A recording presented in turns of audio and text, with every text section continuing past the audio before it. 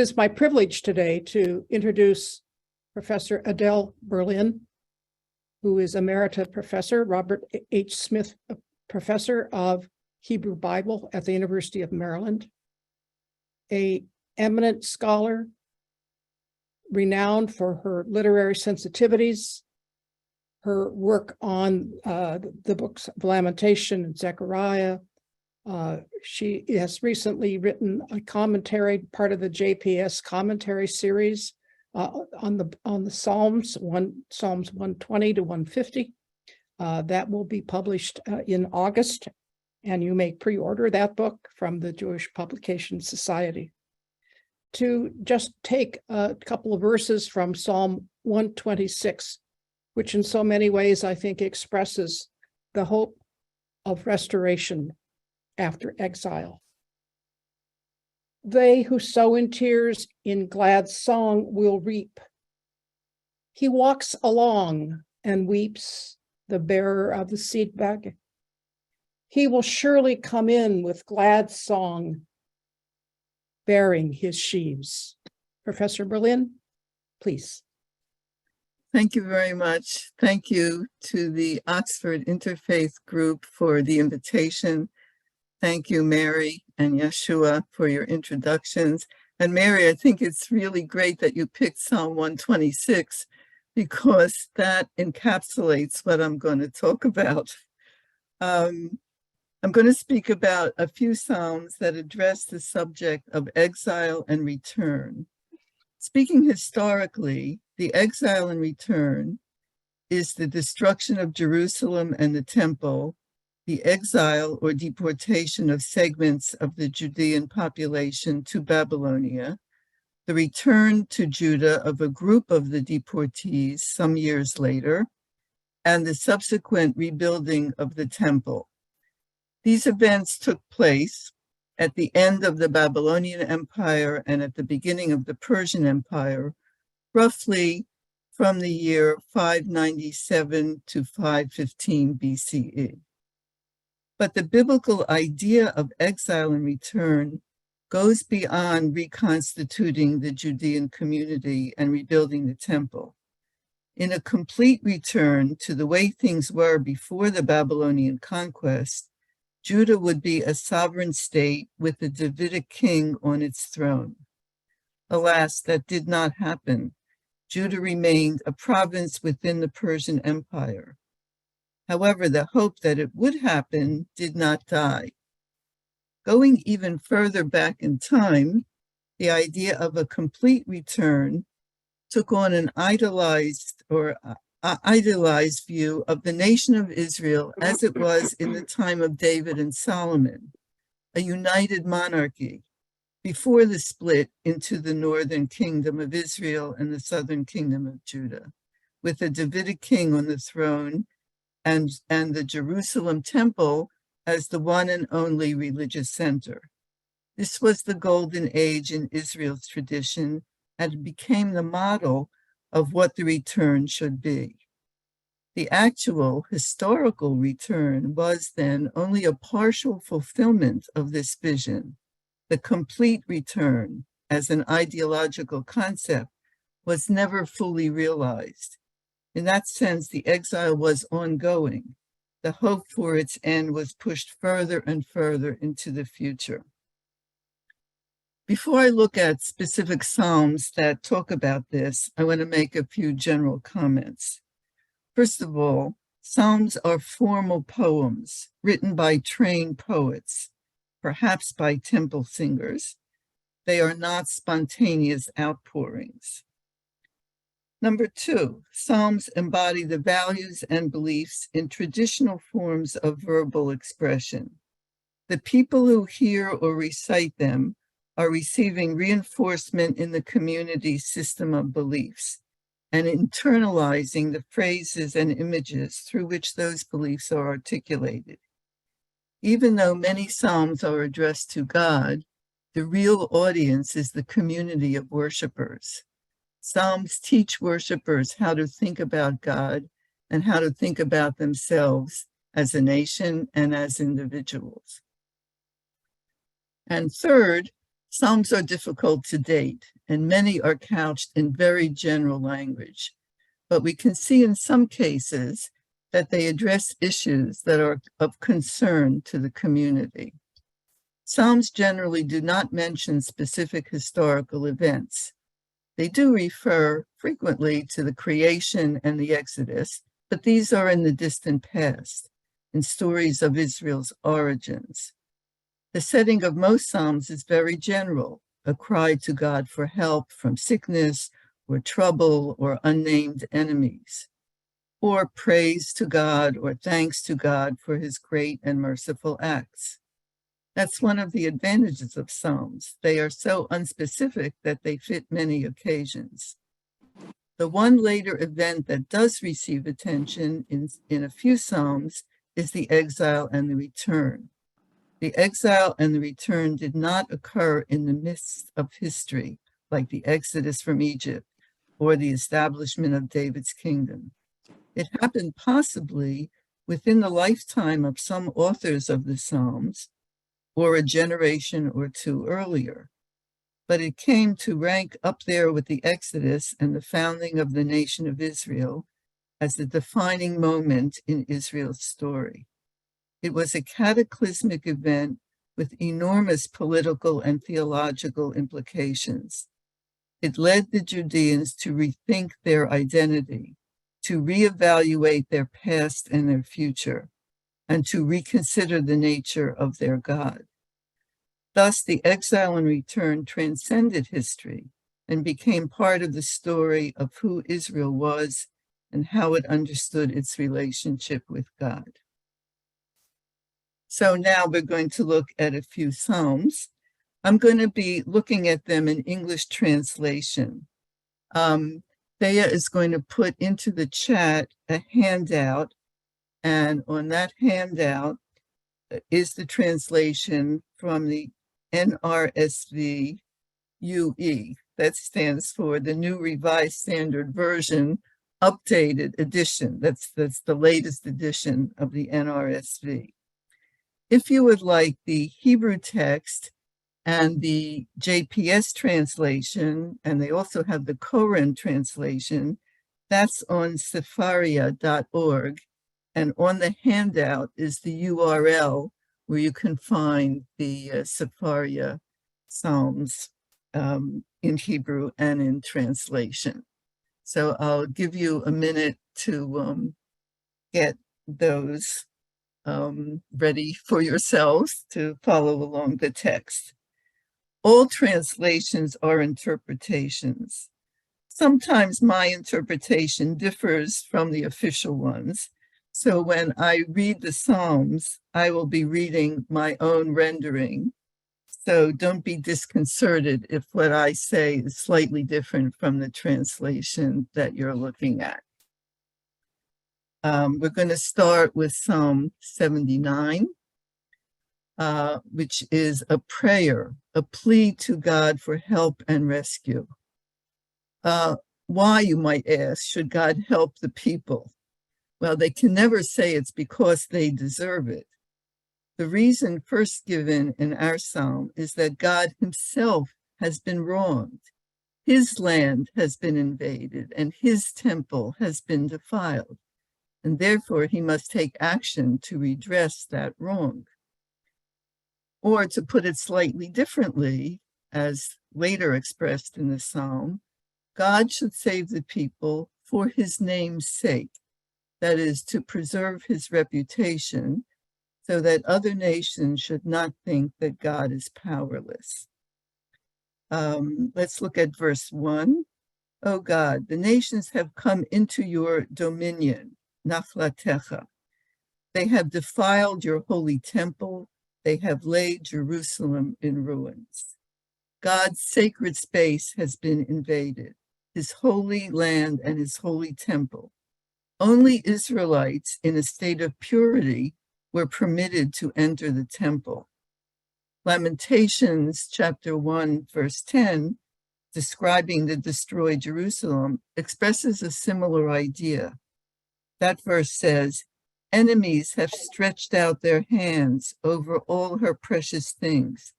She has seen the nations invade her sanctuary, those whom you forbade to enter your congregation.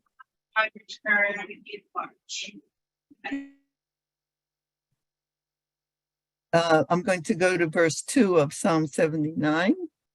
They have given the corpses of your servants to the birds of the sky for food, the flesh of your faithful to the wild animals of the earth. They have poured out their blood like water all around Jerusalem, and there was no one to bury them. This image is double-edged. Blood and guts are strewn everywhere, a graphic picture of the aftermath of a total massacre. More important in this context, the dead lie unburied. Their body parts are picked apart by scavenging birds and animals. This is the ultimate shame. The proper way to deal with the dead is to bury them with their bodies intact.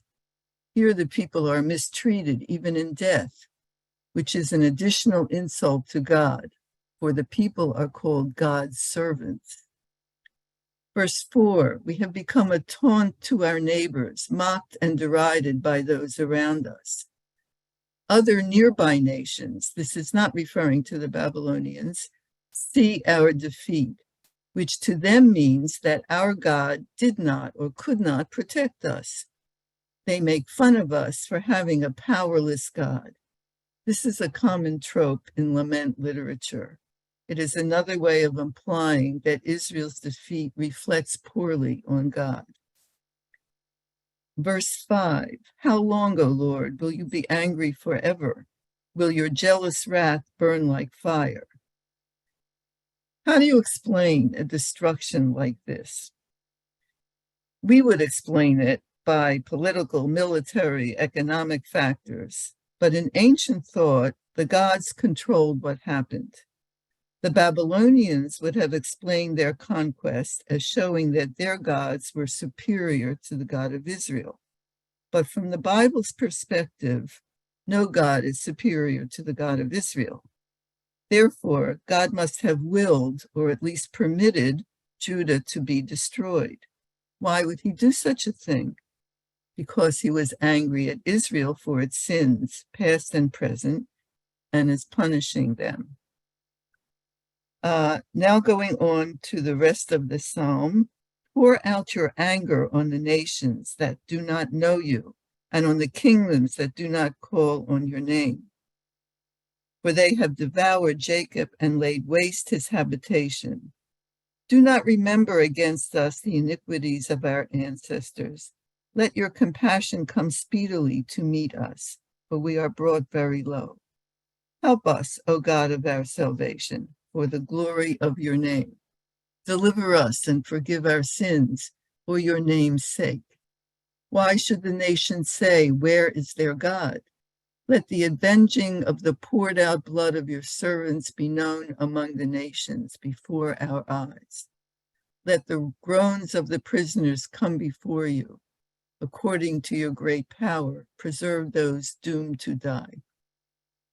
Return sevenfold into the bosom of our neighbors the taunts with which they taunted you, O Lord. Then we, your people, the flock of your pasture, will give thanks to you forever. From generation to generation, we will recount your praise. These verses expand on the ideas that God should punish the enemy, pay them back for what they did to Israel, and should forgive Israel's sins, that is, remove the reason for the destruction. I'll speak more about paying back the enemy in Psalm 137, and 137 is going to be the next psalm we look at. But before we do that, I want to say a few words about speakers and authors. In literature, we must distinguish between the historical author of a psalm or any piece of writing and the speaking voice within it. My favorite example to show this distinction is the poem In Flanders Fields. I'll read a little bit to you. In Flanders fields, the poppies blow between the crosses, row on row, that mark our place. and in the sky the lark still bravely singing fly, scarce heard amid the guns below. We are the dead. Short days ago we lived, felt dawn, saw sunset glow, loved and were loved, and now we lie in Flanders Field. The speakers identify themselves as the dead. We are the dead. But obviously, dead people did not write this poem. It was written by a Canadian military physician, Lieutenant Colonel John McCrae, who wrote in the voice of the fallen soldiers buried in Flanders Fields. The speaking voice in Psalms is no less a fictional construct than the dead in McCrae's poem. The speaker, like the narrator in a narrative, is a literary persona, the voice uttering the words. The speaker may reflect the views of the author, but Psalms should not be taken as necessarily autobiographical or as eyewitness accounts. When the speaker in a psalm calls out to God in a moment of distress, that does not automatically indicate that the author experienced that distress personally. Psalms are not spontaneous outpourings of feelings. They are the products of the poet's professional expertise, not his personal experience. A good poet can put the speaker in any location or situation, actual or fictional, and make it feel real and immediate. I emphasize this because Psalm 137, which we'll look at now, begins, by the canals of Babylon. That's where we sat or dwelled. Oh, how we wept as we remembered Zion. On the poplars in its midst, we hung up our lyres, for that's where our captors asked us for songs and our tormentors for joyful music. Sing for us one of the songs of Zion. How could we sing a song of the Lord on foreign soil? The speaker in this psalm is one of a group of temple musicians, singers, who accompany themselves on lyres, who had been exiled to Babylonia. Some interpreters have suggested that this singer is the author of the psalm, recounting his personal experience, but I don't think this is an eyewitness account of an actual event. The speaker and the scenario are fictive literary creations. We don't know if temple singers were exiled when the first temple was destroyed. In fact, we lack direct evidence of professional temple musicians in the first temple, although we can assume that they were there. No mention of them occurs in the Torah or in the descriptions of Solomon's temple in 1 Kings, or in the list of exiled professionals in 2 Kings chapters 24 and 25. We do know from Assyrian and Babylonian reliefs and texts that singers and or musicians, not specifically temple musicians, were among the exiled captives from several nations taken to Assyria or Babylonia. The book of Ezra records 200 male and female singers among the returnees to Judah. Now, a group of male and female singers would presumably not be temple singers. They would only be male. These singers are distinguished from the Asaphite singers who are mentioned separately, both in Ezra and Nehemiah. So we don't know what happened in the first temple regarding singing and music.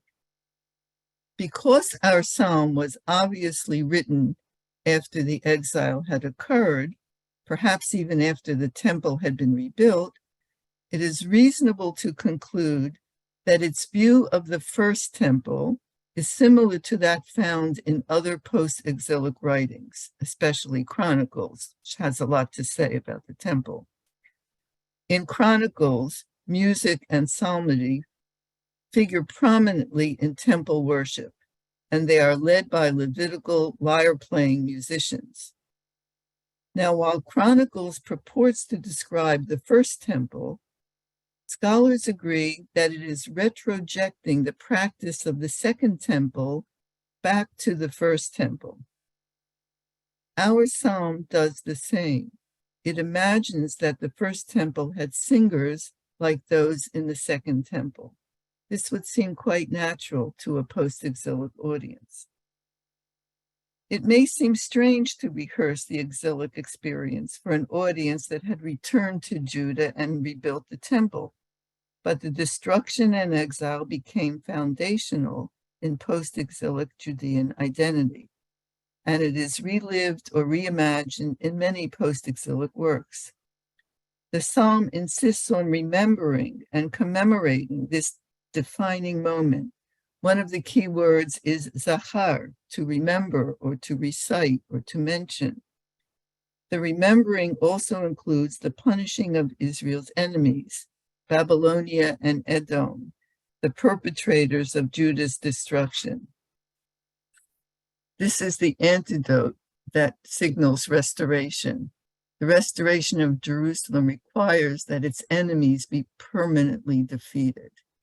I'll talk more about this in a moment. Let me just look at a few verses or phrases in the psalm. By the rivers or the canals of Babylon. These are the irrigation canals. Canals formed a network throughout Babylonia and are emblematic of that country, evoking a sense of place, like the skyscrapers of New York or the canals of Venice. We know from documents found in Babylonia that the exiled Judeans were settled along the Euphrates River, from where many irrigation canals drew their water. Ezekiel notes that Judean exiles lived near the Chebar Canal. The great rivers, the Tigris and the Euphrates, and the irrigation canals form a sharp contrast with the Judean landscape, thereby adding to the exile's feeling of alienation. In verse 3, for our captors asked us, the Babylonians demand to sing a song, a Zion song. That's an enemy taunt. The enemy taunt, as you saw in Psalm 79, it's a common trope in accounts of the exile. This taunt says, in essence, sing your temple songs now that you have no more temple. Praise your God now that the seat of his power is in ruins. It's like asking the national choir of Judah to sing their national anthem now that their homeland has been devastated. Verse 4, how can we sing a song of the Lord on alien soil? No temple songs can be sung in exile because there is no temple. Judeans could pray to God in Babylonia or in other diasporas, but they could not engage in temple worship, sacrifices, and the accompanying music. Only in the land of Israel, specifically at the temple, could sacrifices, the essential form of worship, be performed. It sounds like this question, or this rhetorical question, is spoken to the Babylonians, but I think it's actually addressed to God, not to the Babylonian captors. It's not a justification to the Babylonians for the refusal to sing. Rather, it calls to God's attention the plight of the exiled singers. See, God, now that we are in exile, we can no longer sing our temple songs to you. This is an implicit plea to God to end the exile and to restore the singers to the temple, where they can properly praise God. I go on with verse 5. If I forget you, O Jerusalem, let my right hand wither.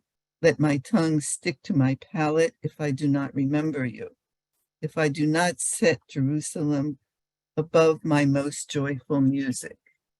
Remember, O Lord, against the Edomites, the day of Jerusalem's fall, who said, tear it down down to its foundations.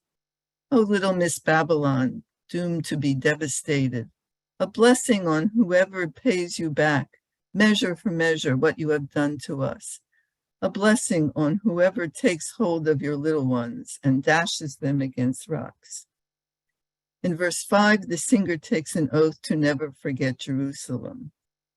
Let my right hand wither, let my tongue stick to my palate. The speaker is saying, let the hand that plays the lyre atrophy, and let the mouth that sings be unable to produce sound. That is, let me lose my ability to be a temple singer. Now we come to the sticky verses 7 to 9. For many readers, these last verses, especially verse 9, are unjustifiably cruel and morally repugnant. But we should try to understand the Psalm's ending in its ancient context, although that may still not justify it to a modern reader. A declaration of approval is called down upon anyone who will pay back Babylonian Edom what they deserve. Similar thoughts of reversing the bad status quo by doing to the enemy what he did to Israel typify laments, especially at their ending. And we saw this in Psalm 79 too. It's another biblical convention. I think there is more to this than a simple wish for revenge. Behind the idea of wishing ill on the enemy is the hope for righting the world order, restoring the world to the way it was before the enemy caused damage to Israel. The exile is perceived as a break in the natural order, an unstable situation that must be reversed. The first step in that process is the enemy's defeat.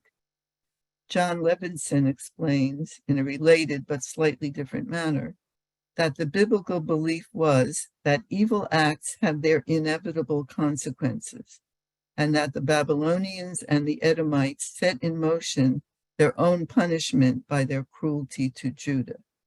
They deserve and will eventually receive the same treatment they meted out to others. To be sure, verse 9 is more graphic than most passages that seek the destruction of the enemy, and it's hard to countenance dashing little children against it's actually the rock, which is Edom's fortress. For not only is this cruel, but it would seem to go beyond the measure for measure repayment. We view killing of children as entirely unwarranted and morally indefensible. But in the ancient view, children, like all civilians, were expected to be victims of war. Just look at what's going on in Ukraine now. The 2 Kings, when Elisha foresees how Hazael will harm Israel, he says, you will set their fortresses on fire, put their young men to the sword, dash their little ones in pieces, and rip open their pregnant women. In fact, the dashing of children is a graphic war motif that occurs also in Isaiah, Hosea, Nahum, and it's also found in Homer's Iliad. I'm going to rush on to Psalm 122 now. I was glad when they said to me, let us go to the house of the Lord. The language of this psalm is late biblical Hebrew, so it makes the psalm post-exilic. It sounds like the speaker is happy to hear that people are going to the temple and that he has joined them. But again, I don't take this literally as an eyewitness account. In fact, it's not clear if the temple has been rebuilt or if this is a wish that it should be rebuilt. Perhaps the speaker is among those exiles who, following the Edict of Cyrus, are preparing to set out for Jerusalem to rebuild the temple, as in Ezra 1, verse 5. Or perhaps he is among those who set up an altar on the site of the destroyed temple, which is mentioned in Ezra chapter 3. In any case, the description that follows is not of the second temple, but of the first temple. The speaker is imagining what Jerusalem was like before its destruction. He pictures Jerusalem as it once was, or how it was thought to be. As the medieval Jewish commentator David Kimchi says, this psalm quotes the exiles, who in their great desire to build the temple remembered Israel's pilgrimages and spoke about their ancestors at the time that the first temple was standing. Our feet, I'm going to read from the Psalm again, verse 2 and following. Our feet used to stand within your gates, O Jerusalem, Jerusalem, built as a city that is bound firmly together. To it the tribes went up, the tribes of the Lord, as was decreed for Israel, to give thanks to the name of the Lord. For there the thrones for judgment were set up, the thrones of the house of David. Jerusalem was a well-built city with walls and gates. It was the place to which all the tribes ascended to worship as God instructed them, and it was the seat of the Davidic kings. It was the political and religious capital of the united monarchy. This is the Jerusalem of old, the golden age of Jerusalem, when it was the capital of a united kingdom ruled by the Davidic dynasty. By means of this virtual tour of a place that no longer exists, the psalm conveys to an exilic or a post-exilic audience the hope for the rebuilt temple, and along with it, the complete restoration, still unfulfilled, that anticipates the reunification of the northern and southern kingdoms with a Davidic king on its throne. The psalm continues, pray for the peace of Jerusalem. May they prosper who love you. Peace be within your walls and security within your towers. For the sake of my relatives and friends, I will say, peace be within you. For the sake of the house of the Lord our God, I will seek your good.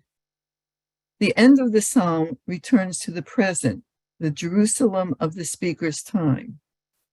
We learn in Ezra chapter 4 and following that the repatriated Judeans did not have an easy time trying to rebuild the temple. The local population objected and tried to thwart their attempts. Verses 6 through 9 of our psalm is a prayer for peace, shalom, or well-being of Jerusalem, which sounds like it may be addressing the discord that threatened to prevent the efforts of the returnees to establish their community and rebuild their temple. I go now to Psalm 133. It's a very short psalm. And again here, the idea of the reunification of the northern and southern kingdoms with Jerusalem as its capital is the prominent idea. Look how good and pleasant it is when brothers live together. The Hebrew is Hine ma tov u'ma na'im shevet achim gam yachad. It's familiar to some people, but it, contrary to what most people think, it's not extolling the merits of brotherly love or family harmony. As Saadia Gaon noted, brothers dwelling together refers to all Israel at the time of the monarchy. In the same vein, the 18th century commentator David Altshuler explains how very good and very pleasant is the thing when the whole house of Israel will dwell on its land. They are called brothers for the great affection that is among them, and they will be together in one kingship and will not be divided into two kingdoms anymore. How do they get this? Well, I'll tell you how I get it. The idiom shevet yachad or shevet yachdav, which is translated dwell together, is a legal term for joint tenancy of land or for an undivided patrimony, that is, before brothers have divided up their father's estate. Here, joint tenancy is a metaphor for the reunited kingdom, part of the idealized return, when not only will the Judeans return to Judah, but also the northern kingdom, exiled long before by the Assyrians, will return, and the two kingdoms will once again form one country with its capital in Jerusalem. The two verses that follow like the precious oil on the head running down upon the beard, on the beard of Aaron, running down over the collar of his robes, is like the dew of Hermon, which runs down on the mountains of Zion, for there the Lord ordained the blessing, life forevermore. The imagery is unusual, but it equates the oil that anointed the high priest and the dew that provides needed water for agriculture. Both run down from top to bottom or from north to south. The dew from Hermon that runs down the mountains to the mountains of Zion again suggests a single continuous geographic entity, reinforcing the idea of a united monarchy. The climax is Zion, the temple, the place from which God's blessing emanates. The blessing of everlasting life means a long and prosperous life for the community and permanent security for the homeland, much as God promised in Deuteronomy. I'm running on to Psalm 132. This is a psalm, a prayer for the restoration of the Davidic dynasty. It implies that the restoration of Jerusalem and the temple are not complete without a Davidic king. David is known for several related actions that intersect in this psalm. He is the founder of the dynastic monarchy. King Saul was kind of a false start, and he never had a dynasty. God promised him, that is David, that all future kings of Judah would be descendants of his. David chose Jerusalem as his capital. God chose Jerusalem or Zion as his holy seat, the site of the temple. David brought the ark to Jerusalem. The psalm juggles all of these things, making the argument that the corollary of building the second temple is the reinstatement of the Davidic king. If the second temple had been built by the time of this psalm, which seems likely, why was there no Davidic king on the throne? The psalm asks God to remember his promise to David and to act upon it. O Lord, remember to David's merit all the deprivation he endured, how he swore to the Lord and vowed to the mighty one of Jacob, I will not enter my house or get into my bed. I will not give sleep to my eyes or slumber to my eyelids until I find a place for the Lord, a dwelling for the mighty one of Jacob. In these verses, David's self-sacrifice in bringing the ark to Jerusalem is stressed. The point is to show how much David deserved the promise of a dynasty. Unmentioned is David's request to build the temple, for this request was denied. So our psalm plays up David's transporting the ark to the site where the temple would be built. The ark and the temple are fused together in our psalm. A king's depriving himself of sleep until he has built a new temple is a known motif in Egyptian and Mesopotamian literature. At the same time, the psalm may be drawing on the tradition that David encountered trouble while transporting the ark. According to 2 Samuel, after Uzzah touched the ark and died, David was reluctant to continue transporting it to his city and left it at the home of Obed-Edom for 3 months. This incident crops up in 1 Kings chapter 2, where Solomon mentions that Abiathar carried the ark and shared in the hardships that David endured. The deprivation or affliction tradition is reinterpreted in 1 Chronicles by having David say that through deprivation he gathered the money and building materials for the temple. Affliction or misery is often invoked to elicit a positive response from God. I go on with the Psalms, and I'm going to go very quickly because I'm running out of time. We heard it in Ephrata, we found it in the fields of Yaar. Let us go to his dwelling place, let us worship at his footstool. Rise up, O Lord, go to your resting place, you and the ark of your might. Let your priests be clothed with righteousness, and let your faithful shout for joy. For your servant David's sake, do not turn away the face of your anointed one. The ark is found and escorted to its new home in a joyful procession of priests and pious people.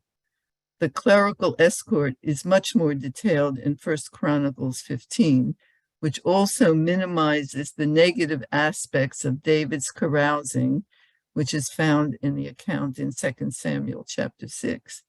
The psalm goes beyond Chronicles by omitting all negativity in the celebration. The image evokes both temple worship and a victory celebration, welcoming home God and the ark. Verse 11, the Lord swore to David a firm oath from which he will not turn back. One of the sons of your body I will set on your throne. If your sons keep my covenant and my decrees that I shall teach them, their sons also forevermore shall sit on your throne. The promise of a dynasty that God made to David, which the present speaker invokes to remind God that God needs to fulfill it now. I go on with verse 13. For the Lord has chosen Zion. He has desired it for his seat. This is my resting place forever. Here I will reside, for I have desired it. I will abundantly bless its provisions. I will satisfy its poor with bread. Its priests I will clothe with salvation, and its faithful will shout for joy. There I will cause a horn to sprout up for David. I have prepared a lamp for my anointed one. His enemies I will clothe with disgrace, but on him his crown will gleam. The nexus between the kingdom and its dynasty is taken for granted in our psalm. Even before this, the dynastic promise came to be used as a code word for the existence of Judah. After Solomon, when the principle of Davidic dynastic succession was accepted in the kingdom of Judah, references to the dynastic promise are more about the kingdom than about the king. The question was not who would sit on the throne, but whether there would be a throne to sit on. That is, whether there would be a country to rule. The Davidic promise is the reason given for the preservation of Judah after the division of the monarchy in 1 Kings. And the country was spared from destruction in the time of King Joram of Judah for the sake of that promise. That's in 2 Kings chapter 8. The Davidic promise was insufficient to spare Judah in the wake of the events of 586 BCE. But when Judah is restored after its destruction, the assumption is that a Davidic king will once again ascend the throne. The last psalm I want to mention is Psalm 26, what Mary began with. And I will just quickly say here that the first part talks about when God restored the fortunes of Zion, that is an event in the past, how happy everyone was when this happens, and how the other nations noticed and said that the Lord has done great things from them. And the second part of the psalm is a plea to restore our fortunes, O Lord. So again, here is the epitome of part of the restoration completed, but the full restoration in the future and being asked for to come again. Let me just sum up. There was a historical exile and return, and there was an ideological exile and return. The Psalms we have read are concerned with the latter. Most were probably composed after the historical return, but they express the hope for the complete ideological return, when all Israel will once again be united and will be an independent nation with a Davidic king on the throne. Thank you.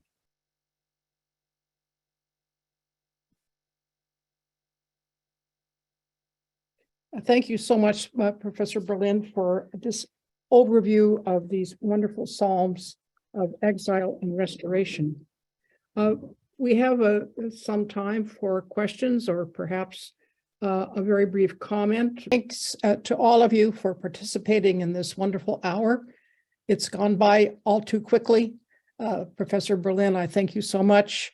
We will all be reading these Psalms with new eyes on them, and for that, you have given us a great gift.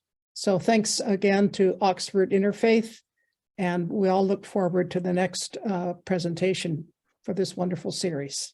Thank you all. Thank you all too. Thank you, Mary.